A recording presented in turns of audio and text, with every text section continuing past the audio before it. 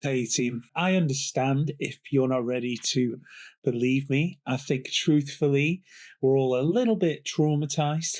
How many adaptations has Netflix ruined? The Witcher, Cowboy Bebop, Death Note?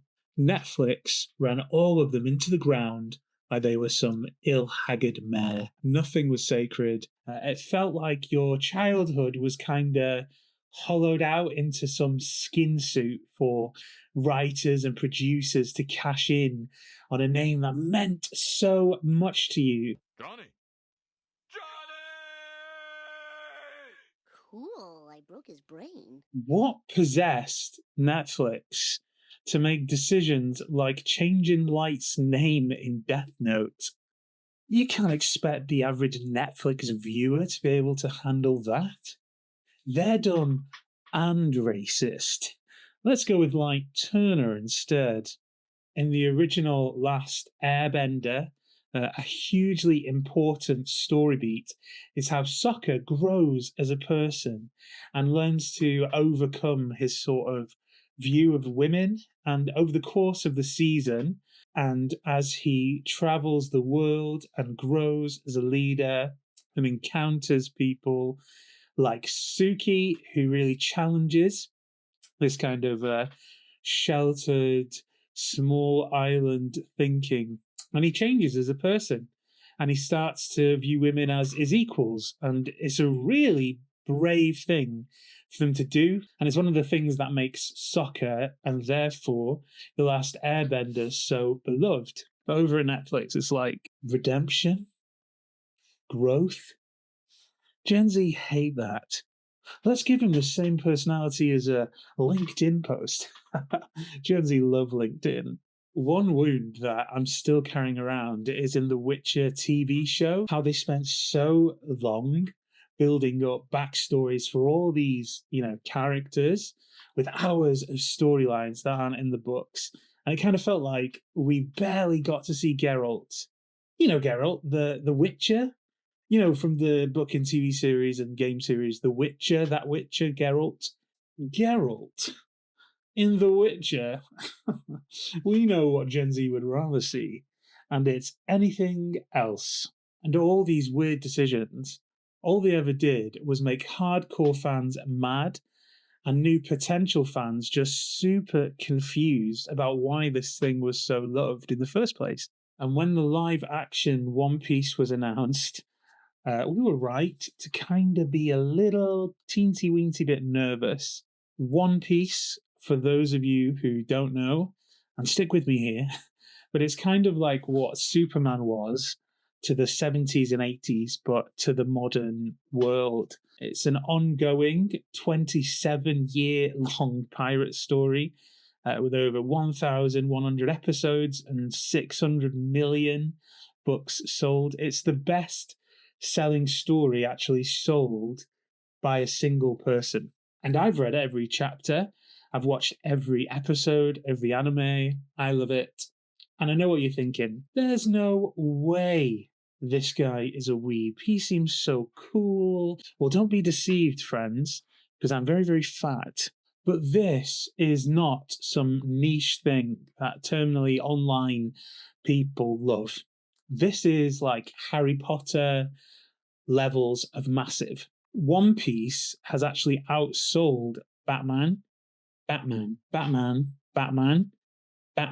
which has been sold since 1939. In 2016, a massive earthquake hit the Kumamoto prefecture in Japan, and that's where Oda, the creator of One Piece, is from. It's his hometown. And to aid in the reconstruction of the destroyed areas and to boost tourism, the One Piece Kumamoto Restoration Project was formed. And now there are 10 life-sized bronze statues of the main characters of the show, the Straw Hats, and placed around various towns in the prefecture. And each statue is strategically kind of placed to boost tourists to the area that was hit hard by the disaster. And these statues have generated billions of yen to the local communities. Assuming that's a lot, of a non-yen currency. And in Japan, there's this thing called kabuki. Sorry if I'm butchering this. I speak under correction here. But basically, it's an equivalent to Shakespeare or the opera. It's super revered, it's super traditional. Usually, it's only for like ancient legends or the best stories that Japan has to offer. And One Piece was adapted into a kabuki play. So imagine like the Royal Shakespeare Company doing like a full-blown production of Deadpool, for example. It's a way of saying this story is not just some cartoon or comic book, it's a modern epic that's officially part of their nation's history. And I know I'm not the harshest critic, but it's Lord of the Rings, it's Romeo and Juliet, it's One Piece. Netflix can only screw this up, but they didn't. In fact, they smashed it. The first season of the One Piece live action succeeded in celebrating both what made One Piece so loved by hardcore fans, and it succeeded in making One Piece accessible to a whole new audience who would have never touched an anime before. And it was number one in 84 countries during its first weekend. Wow. It actually beat the records held by Stranger Things and Wednesday at that time, if you can believe that. Wow, you're so dominant. 18.5 million views in just 4 days, and it stayed at the global top 10 for 8 straight weeks. It landed a 85% critic score and a 95% audience score. Wow. Which is almost unheard of for an anime adaptation. I think to this day, it's still the best reviewed anime adaptation. And so if you're looking for a new show, or maybe you're a fan and you're worried about season 2, don't be. Just go watch it. I'll do my best to keep this spoiler free, but just a word of caution as we go, because I'm a bit of a loose-lipped son of a... Oda, the creator of One Piece, actually handpicks the cast himself, so it's no surprise that they feel right. In season 1, Emily Rudd as Nami and Jacob Romero Gibson as Usopp.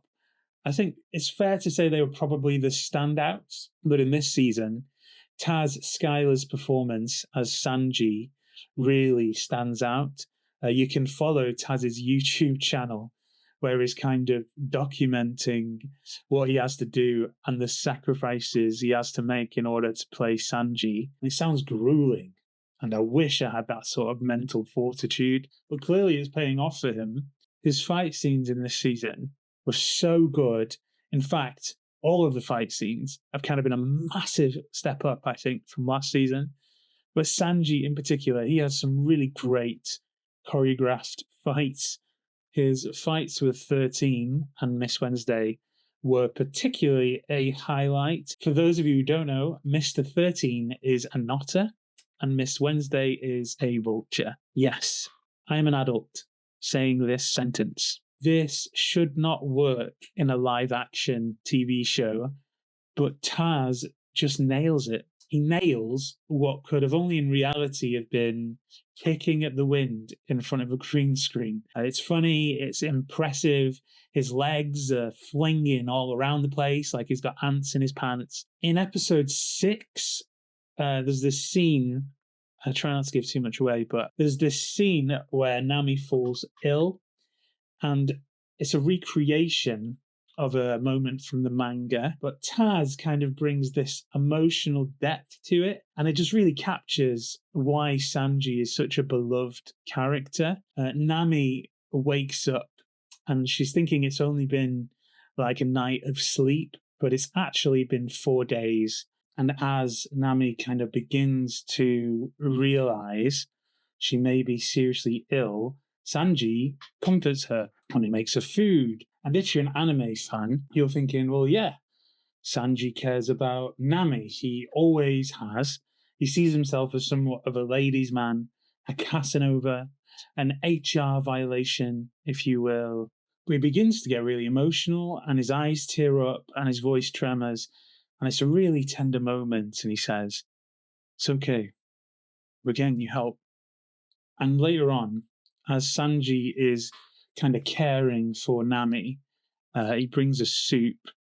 I can't remember exactly the context. Sanji begins to open up about his own mother and about how his mother was really sick growing up and he would cook for her, wanting to make her feel better, showing his love for her, something I also do because I'm such a sensitive, nice guy.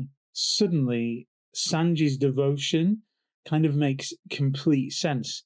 Like, Sanji's not just being a ladies' man, he's someone who's been shaped by loss.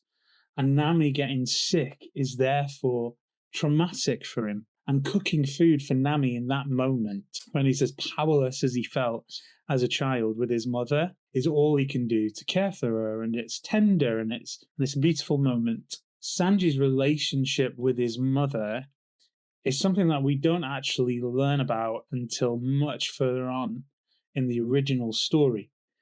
And it's such a smart change, and it shows that they really do understand the characters and translating what makes them special, rather than, trying to change the character into something that they think people would like. It's funny. A young woman waking up after fainting and being tended to by anime Sanji sounds more like the plot of a horror film than a nice moment. But here we are. Emily Rudd is making Nami great again, yet again. But I want to talk about Charithra Chandra as Vivi. When Charithra Chandra was originally cast as Vivi, I remember the reaction was a little bit weird. Some people were so upset about Vivi having a darker skin tone than she's supposed to, when she's supposed to be from, a massive desert kingdom. Why is she black? I just don't get it. The entire reason I watched One Piece was because this specific character was white. But not only was she criticised for not being white enough, she also got smoked for not being Egyptian enough. She stole the role from an Egyptian actress. She stole it right there in the street. The police, they're still looking for her. Princess Vivi is Egyptian, by the way. I'm so disappointed. Do better, Oda. Yeah, do better. Like, can you imagine how stressful this must have been for this poor actress? Like, what is she supposed to do? It's a no-win scenario here. I don't know who needs to hear this. Alabasta is not in Egypt, and it's not the rolling green hills of Keswick either. It's clearly inspired by the Middle East, North Africa, South Asia. Nobody gets to claim it. It's not like Wano, which is very obviously inspired by a particular culture. It's kind of like being upset that they didn't cast a real wizard in Harry Potter. And they did ask. I was busy that day. And more importantly, this is the person who Oda chose, the guy who created One Piece, the guy who created Vivi. I don't know. I think his opinion is pretty important on this matter. Oda was right. Charithra Chandra just is Vivi. You can look in some of the background as she's tried to understand this character. She really genuinely cares about this character. She's done a lot to get into this character.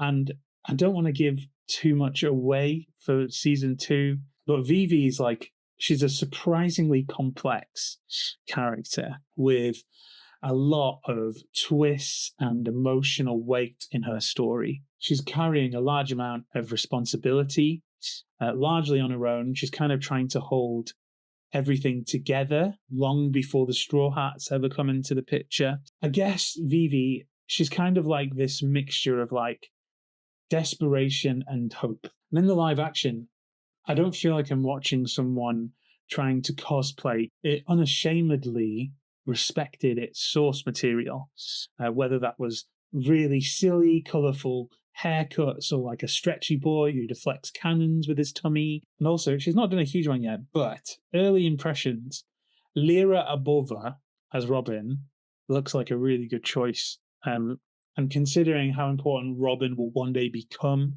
in the story, that's pretty exciting if you're...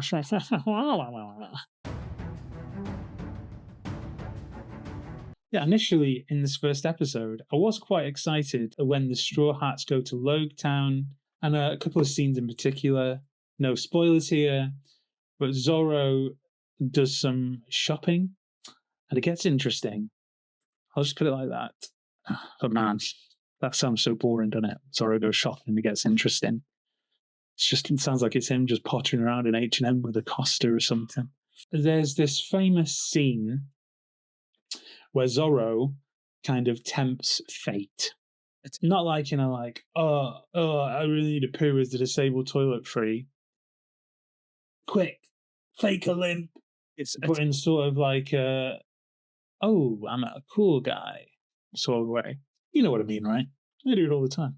In the first episode, it does feel a little bit chaotic, if I'm being honest. But at no point was I like, oh, this isn't fun anymore. Or do you feel like they've kind of sacrificed the soul of the story just to save time? So many adaptations try to fix what makes their source material unique. If you turn it into a Marvel movie with like quips and explosions every 10 seconds, it doesn't feel special anymore. It just feels like everything else. With this adaptation, I think Netflix kind of understand that those weird, exaggerated, and kind of goofy elements are what make the story stylized and distinct and interesting. And when they do make changes, it kind of makes sense to the story.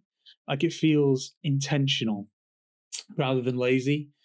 So they introduce characters Bartomeo and Brooke earlier in the timeline than they do in the original story. And it's a good idea. Like it rewards us filthy manga enjoyers with these cheeky little Easter eggs. And for the new live action fans, it's planting seeds that will one day pay off. So we're introduced to a load of characters at Logtown, and I think I liked all of them.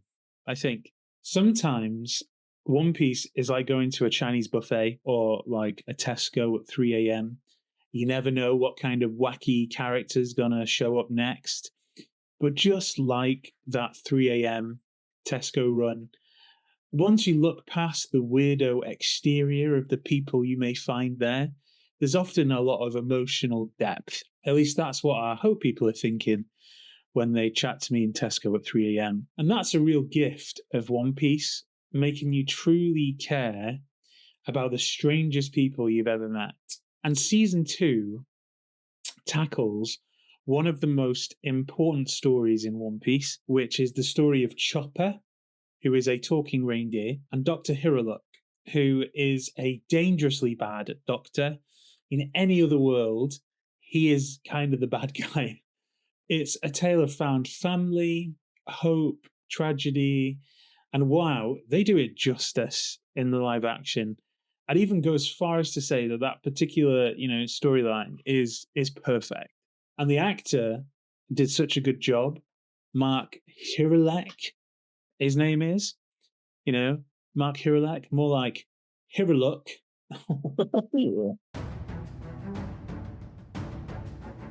I will say there's definitely some elements that could be better. I think releasing it all at once was a bit of a mistake. It meant that it all kind of came and went in just like a bit of a flash, which was a bit of a shame. There's definitely less buzz, I think, about season 2 than there was about season 1. And there's a lot of money on the line. The only other aspect I was sort of less keen about was Luffy this season. How do I explain this?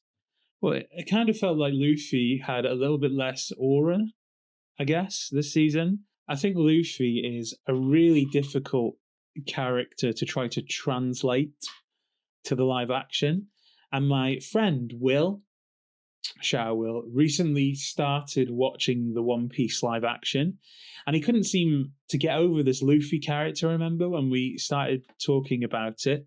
Like how he seems so cartoonish. Why does anybody take this guy seriously? But on paper, Luffy is simple. Like he's cheerful, he's stubborn, he eats a lot, he punches things. He's me after too many Four Locos on a Friday night.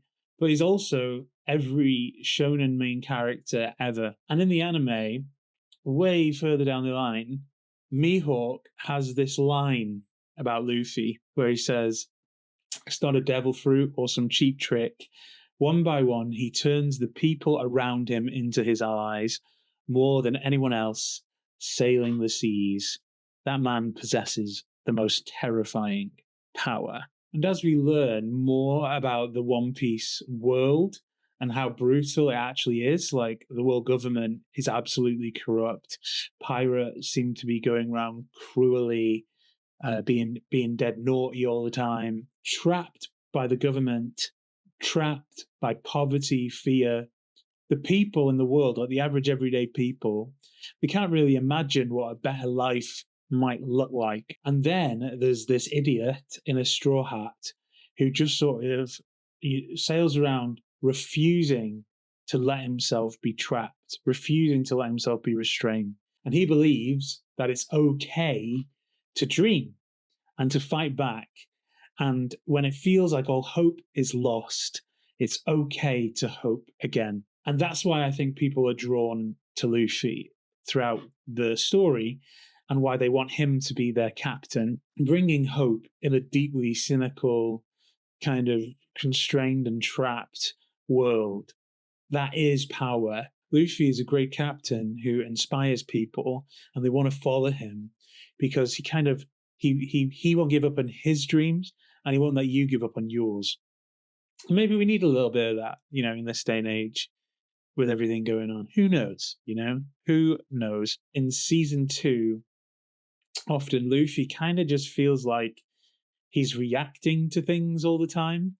And his performance often came across as less Luffy, the kind of king of the pirates, and more like there's a dog who's been trapped in a stretchy man's body and he's trying really hard to make sure that nobody realizes that he's a dog trapped in a man's body. And it kind of feels like he's just a part of the chaos when a lot of the time he's meant to be the kind of cannonball that batters through the chaos and everything's spiraling. He's normally the guy that goes, right, this is what we're doing this season.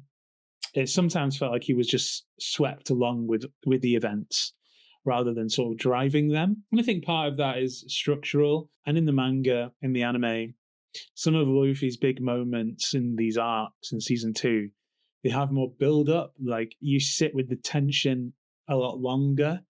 You feel the weight of what's at stake before Luffy steps in. And here, because the story has to be condensed, those moments still happen, but they land faster. The emotional runway is a lot shorter. So instead of feeling like an inevitable kind of explosion, sometimes Luffy's big moments feel like just another beat in a very kind of busy episode.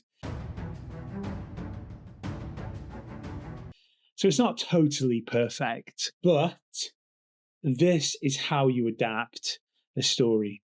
Like they're not trying to fix what makes the story special for a wider audience, even if it's a bit weird at times. They're committing to it. And for the first time, this adaptation doesn't feel like it's apologizing for the source material. Like it feels like one that loves its source material. And as somebody who's read every chapter and watched every episode, and is unfortunately very emotionally invested in finding the One Piece, this is what I really wanted. So go give it a go. It's really good. I'm going to give One Piece Season 2 a 10 out of 10. So yeah, I'm trying something new with this video. Honestly, I don't really know what I'm doing. I love One Piece. Of course I do. Hopefully that came across. But I don't want this channel to just be One Piece stuff. I want it to be about anything, really. If you've got ideas for videos you'd like to see me do, then please drop them in the comments. If you think I'm wrong about One Piece Season 2, if you have any problems with it, or maybe there's other moments I've not mentioned, please drop them in the comments. I will reply to you about them. And yeah, please like and subscribe. I have made a Patreon. Again, I don't know what I'm doing, so it's pretty dry, pretty bare bones at the moment. I'm hoping one day to make it, to justify its existence. Let's put it like that. Anyway, thanks for watching and hopefully see you next week. Batman.